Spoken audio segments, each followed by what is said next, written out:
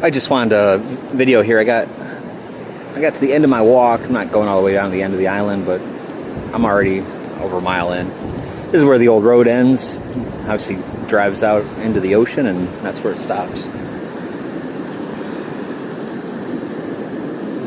But I was just in awe. You know, you get down here and you see these trees. I mean, they're big trees too.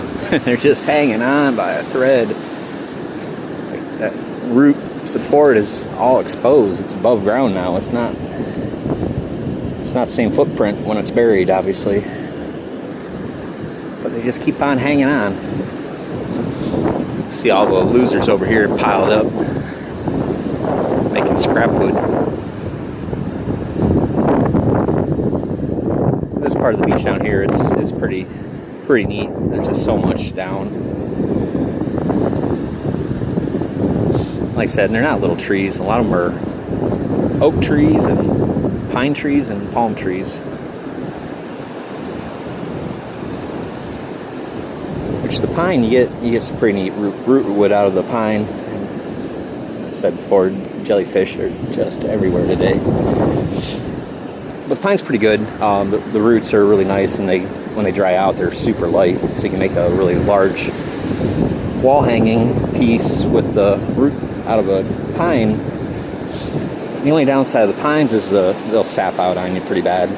Not the roots so much, but when you get up past the roots into the sapwood, it sits out in the sun at all.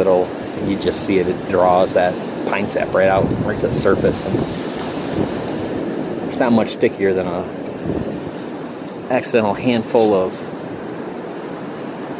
pine resin in your hand. This tree, this is a new fall here. You can tell by the color of the roots, they're still fresh. Which, obviously, this root wood is what I make my my fish out of.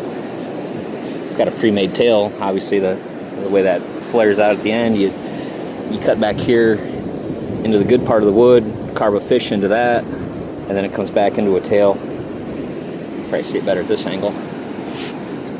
Oh, but like this is one piece. It's that, and they come up here and they grow together, and then you got that. And there, obviously, you have an eye. Carve yourself a fish head, put a fin in it, flows back into a big tail. So you just wait for them to break off, and then they're yours. Like I said, it's tempting. You see, especially a new fall like that's really clean wood still, and you can make a lot out of that. And there's, heck, at least 10, 15 fish in that one tree trunk, just sitting there waiting to be made. And every one of these trees, they're just loaded with that root pattern. Oh, it drops down, fingers out, makes that beautiful tail. And once they're all finished up with the metal work and everything, and attach an eye to them, they're pretty. Here's the pieces I'll get. So here you can see, it's one of the ones I was just talking about, but rougher. But there would be the tail, and then it comes up. Carve a fish head about there, I guess, cut it off. Carve a head, put a fin, and it flares out to a tail. Now, I wouldn't take this one because that tail's so sporadic and every which way. You gotta take what you find, but here there's just endless amounts of it, so what you find is pretty good. You don't have to take the lesser, luckily. A lot of times they break off and they're just too big. I can't carry a chunk bigger than me a mile, which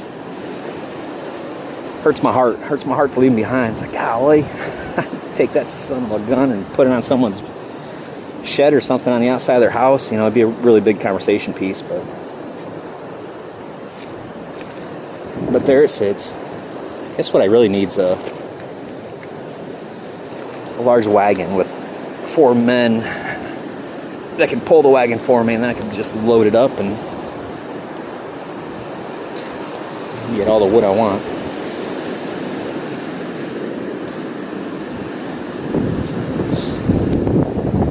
It's a little windy. I don't know if the sound's picking up. I'm sure it is.